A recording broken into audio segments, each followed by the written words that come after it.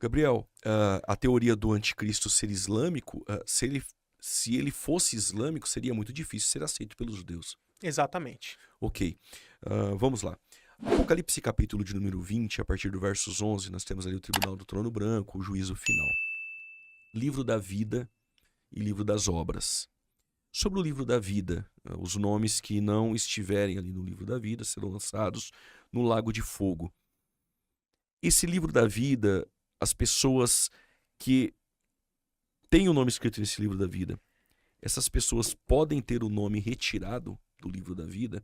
Já estamos aproveitando o livro da vida dentro do âmbito escatológico, mas já estamos partindo para a soteriologia. Sim. É possível ter o nome riscado no livro da vida?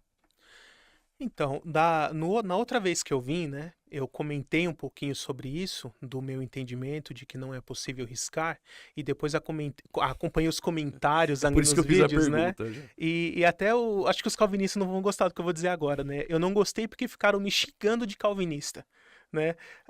E eu não sou calvinista, gente, eu sou arminiano. É importante entender, então, essa questão do livro da vida, ela não é uma questão fechada com um único tipo de entendimento dentro do arminianismo, né? Existem basicamente três tipos de arminianismo. E eu acho que uma boa parte das pessoas não sabem disso, né? Então, basicamente, quais são os três tipos de arminianismo? Existe o arminianismo chamado de clássico, que é o da época dos remonstrantes, né? A geração ali dos discípulos diretos de Armínio, logo após a morte dele. Existe o arminianismo wesleyano, que veio estruturado por John Wesley, inicialmente adotado pelos metodistas, né, e depois por outros grupos também. E existe o arminianismo que hoje é conhecido como arminianismo de 4 pontos, que é a soteriologia dos batistas, né? A Convenção Batista Brasileira, oficialmente aqui no Brasil, o sistema que ela adota é o arminianismo de 4 pontos. Então, quais são as principais diferenças, né? O arminianismo, um dos principais pontos que difere essas três vertentes do arminianismo é justamente a questão de perda de salvação. Então, o arminianismo clássico, ele entende que é possível perder a salvação por apostasia, mas que são situações extremas, que isso é raro de acontecer, mas que uma vez acontecendo isso, a pessoa não consegue mais recuperar a salvação. Ela cai em apostasia, fica com a mente cauterizada e nunca mais irá conseguir retornar. O texto usado seria Hebreus 6. Isso, Hebreus 6, 4 a 6, exatamente. Agora, o wesleyano, ele entende, principalmente baseado em Romanos 11, quando fala que aqueles cortados da figueira, se crerem, poderão ser reenxertados. Eles acreditam que é relativamente fácil perder a salvação, eles entendem assim, é um pouco mais fácil do que o clássico, não é tão difícil assim perder a salvação. Mas que uma vez tendo perdido, a pessoa consegue recuperar se arrepender e voltar a crer. Então, em tese, no arminianismo wesleyano, a pessoa poderia várias vezes durante a vida perder a salvação e depois se arrepender e recuperá-la, né? E o arminianismo de 4 pontos, ele entende que não é possível perder a salvação, tá? Mas é diferente da forma como o calvinismo crê. Porque o calvinismo, ele vai dizer que não se pode perder salvação porque Deus decreta que a pessoa é salva e o Espírito Santo, de forma irresistível, vai manter ela daquele jeito. Agora, o arminianismo de 4 pontos, ele dá muita ênfase na questão da regeneração. Ele entende assim, a partir de quando a pessoa entrega a vida para Jesus, ela nasce de novo, adquire uma nova natureza, se torna morada do Espírito Santo, selada com o Espírito Santo. E a transformação que esse novo nascimento causa na pessoa muda a natureza dela. Antes, a natureza da pessoa era querer pecar, né, como todo ímpio. Agora, a nova natureza do regenerado é naturalmente querer lutar contra o pecado. Ele não gosta de pecar. Eventualmente ele vai pecar, ele vai falhar. Mas a natureza dele vai ser querer lutar contra o pecado. E existem muitos textos, por exemplo, da primeira carta ao João, que dão ênfase para isso. 1 João 3, 9 e 10 diz assim: todo aquele que é nascido de Deus não vive na prática do pecado. Dessa forma, sabemos quem são os filhos de Deus e quem são os filhos do diabo, né? Então, ali é um dos textos que mostra que o novo nascimento causará essa mudança de natureza da pessoa. E também leva-se muito em consideração a questão da presciência divina. Porque o próprio arminianismo vai ensinar ali no Factis que a eleição é segundo a presciência de Deus, tá? Isso é arminianismo, não é calvinismo, né? O que é presciência de Deus? Deus, desde a eternidade passada, já conhece todo o futuro, em detalhes. Ele já conhece a nossa vida inteira antes da gente nascer. Como diz o Salmo 139, quando ainda era substância informe no ventre da minha mãe, já conhecia todos os meus dias. Então, não é que ele determina forçosamente para que aconteça do jeito A, B ou C. Ele sabe quais são as decisões livres e espontâneas que você tomará durante a sua vida. E o fato dele saber não faz com que deixe de ser livre e espontâneo.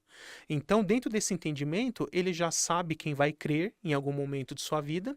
Desses que vão crer, ele já sabe quem vai perseverar fiel até o fim de sua vida. Esse é o eleito. Né? Esse é o eleito. E também aqueles que caem em pecado, ele já sabe se a pessoa irá se arrepender e voltar para Cristo ou se ele irá permanecer ímpio até o fim de seus dias. Então Deus já conhece o resultado final da vida da pessoa. Como ele vai terminar os seus dias, como ímpio ou como justo?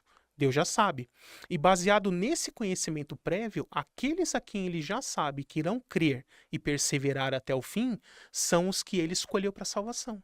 E são os chamados eleitos para a salvação, e isso até dentro do arminianismo. O arminianismo, tanto o clássico quanto o wesleyano, mas o clássico dá mais ênfase nisso, ele separa os salvos em dois grupos. Crentes e eleitos. Crentes e eleitos. O eleito é aquele que não perde. Por quê? Porque Deus já previu que ele vai perseverar. Não porque decretou, mas porque Deus Isso, já conhece. já previu que vai perseverar. E o chamado só crente é aquele que Deus já previu que ele vai se apostatar e terminar seus dias como ímpio.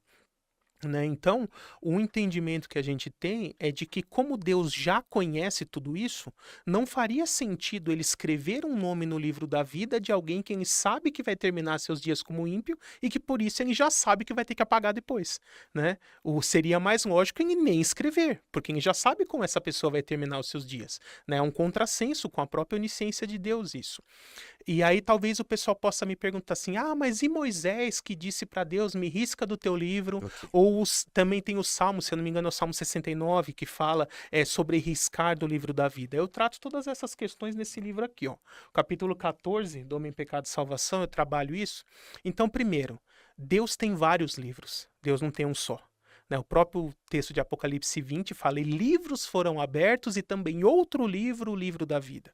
Né? Então, Deus, não necessariamente quando fala teu livro, o livro de Deus, está se referindo ao livro da vida, porque Deus tem vários livros.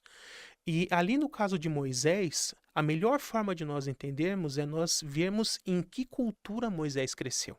Moisés cresceu na cultura egípcia. E ali na cultura egípcia, qual é a ideia que eles tinham? Que tinha dois livros, o livro dos vivos e o livro dos mortos. Enquanto a pessoa estava viva, o nome dela estava escrito no livro dos vivos. Quando a pessoa morria, o nome dela era riscado ou apagado do livro dos vivos e escrito no livro dos mortos, para saber que aquela pessoa morreu. Então, dentro dessa linha de pensamento, riscar o nome de alguém do livro dos vivos significa matar a pessoa, tirar a vida. Então, é isso que Moisés quis dizer. Olha, se